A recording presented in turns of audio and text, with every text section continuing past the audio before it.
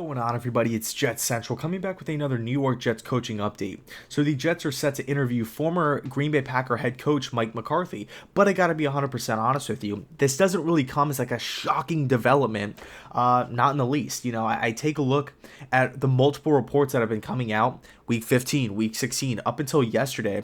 We both knew that the New York Jets had their eyes set on Mike McCarthy. They wanted McCarthy desperately. And now they got an interview with him. And then you take a look at that and what the New York Jets have to offer as a franchise. I would sit here and argue, and even though I feel like I'm going to be making this statement with a little bit of bias, just being 100% truthful here, I feel like the New York Jets right now are the most favorable landing destination for a head coaching for head coaching candidates. I look at the New York Jets and they just have so much to offer for a head coach walking in the building. They have a top 3 draft selection. They have $100 million in cap space available to him, so he could go out and fill needs and get the players that he wants.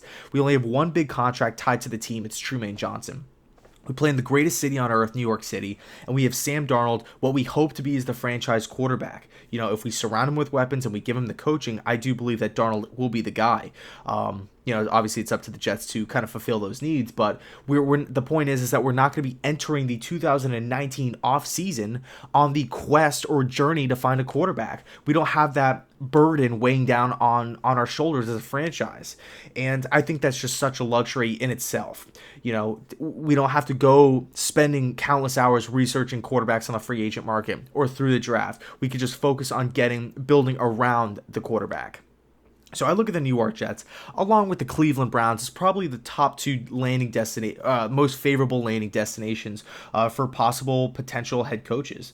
So, and by the way, I read a list today. I don't know if it was posted today or yesterday, and I think it was by USA Today, but they ranked the Green Bay Packers as the number 1 landing destination, like the most favorable spot. I could not disagree more. I was mortified reading that list.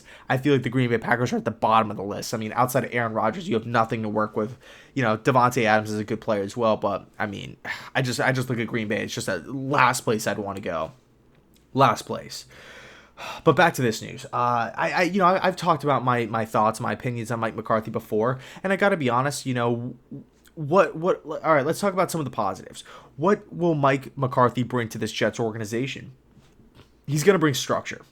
He's been a head coach for a long period of time. It's not like we're bringing in a guy like Steve Wilkes, who's been a head coach for 1 season. It's not like we're bringing in an inexperienced guy. So McCarthy does have that edge, when talking about his pros, per se.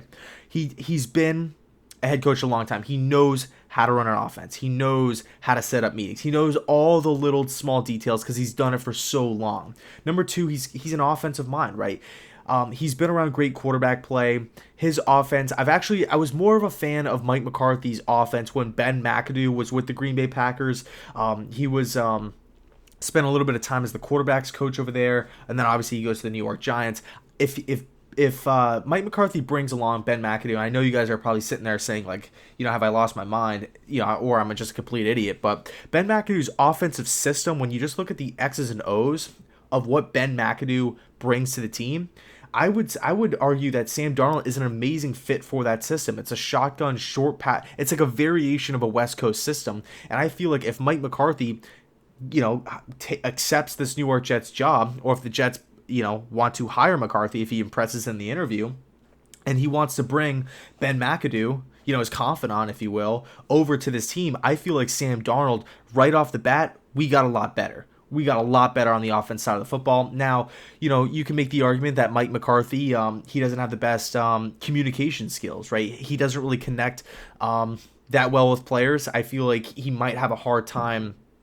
And I'm not saying you have to be a buddy, because I don't like Mike Tomlin, but I'm just saying sometimes you want a little bit of that Rex Ryan in it, where you feel like the players and the head coach, they have each other's back, and that through and through, and they're brothers, With McCarthy, I just kind of feel like it's almost like, like a manager at work or a boss at work, where he's just the boss and you just have to listen to everything he says, and, if you disagree, you're wrong and you have no input at all. So Mike McCarthy, that's kind of, one of the fears I have with him. Another fear as well is he's worked with Aaron Rodgers for a really long time, and Aaron Rodgers just hates him. Inability to establish a depth at wide receiver, that's an issue. Inability to have a good defense.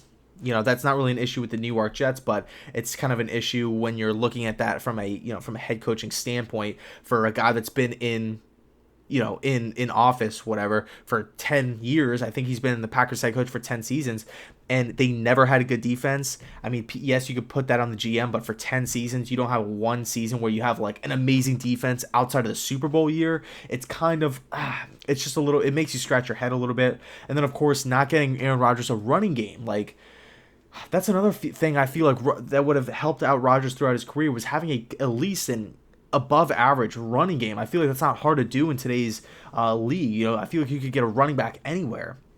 But, it is what it is. It is what it is. Would I like to hire?